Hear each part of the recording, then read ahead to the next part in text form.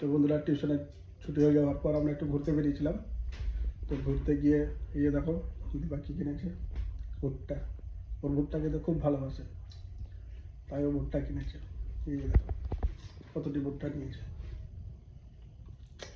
এসে এসে ওনায় ঢোকা মাত্র বাড়িতে ঢোকা মাত্রই ভুট্টা ছিলে তাড়াতাড়ি করে আগুনেতে পোড়ানো হয়ে গেল। আমি বসে বসে ভুট্টা খাওয়াচ্ছে, দেখছো? আবার খাওয়াচ্ছে কীভাবে দেখে দাও, এই যে দেখো ভুট্টা খাচ্ছে।